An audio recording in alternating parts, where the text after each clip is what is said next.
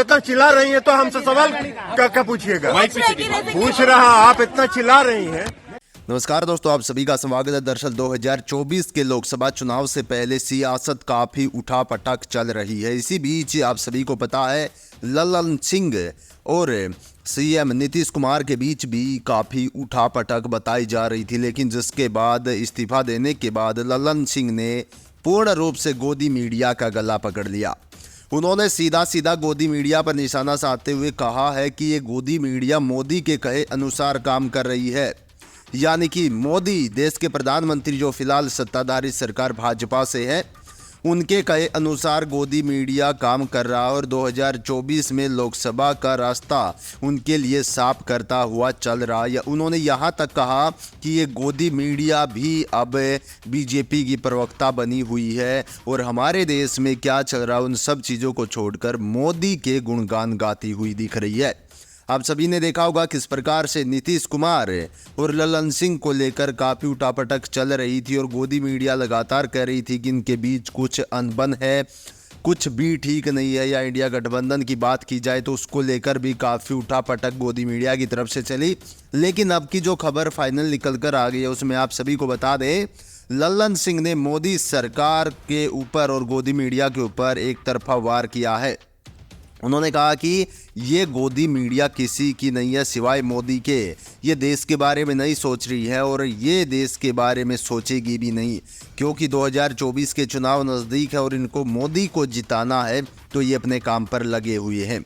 और उन्होंने यहाँ तक कहा कि गोदी मीडिया हमारे देश को एक ऐसी कगार पर लेकर खड़ा कर देगा जहाँ से हमारा देश मुड़कर आना बहुत गंभीर साबित होगा। और इसी बीच एक बड़ी खबर निकल कर आ रही है, आप सभी को बता दें 2024 के चुनाव में जो है लड़ने के लिए, लोकसभा चुनाव से लड़ने के लिए लल्लन सिंह ने इस्तीफा दिया है और इसी चीज़ का इन्होंने गोदी मीडिया को निशाना भी साधा कि गोदी मीडिया पता नहीं क्या क्या कहकर बना रही है और पूर्ण रूप से इंडिया गठबंधन को ध्वस्त करने की जो रणनीति है वो गोदी मीडिया को सौंप दी गई है कि आपको ये करना, और उसी काम पर उसी राह पर गोदी मीडिया चल दी है।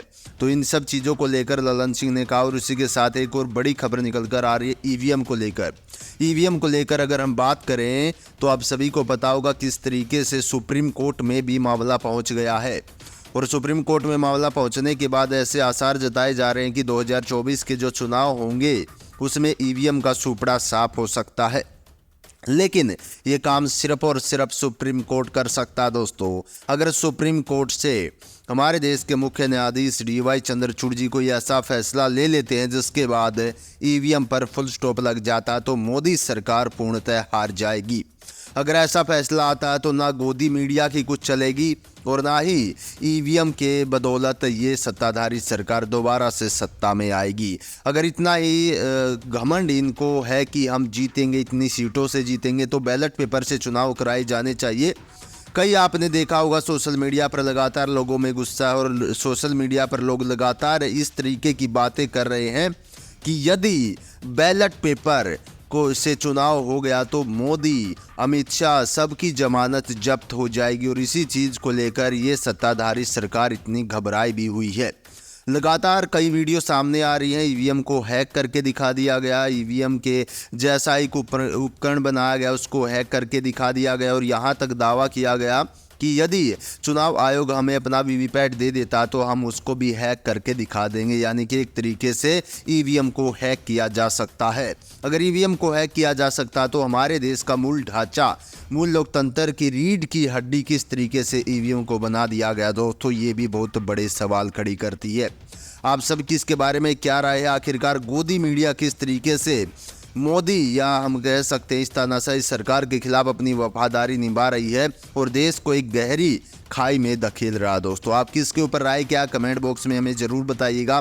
हम आपके साथ जुड़ते रहेंगे अपने चैनल के माध्यम से बड़ी खबरें लेकर। हमारे साथ जुड़िए, चैनल को सब्सक्राइब करिए, ज़्यादा से ज़्यादा शेयर करिए। सभी को जय हिंद।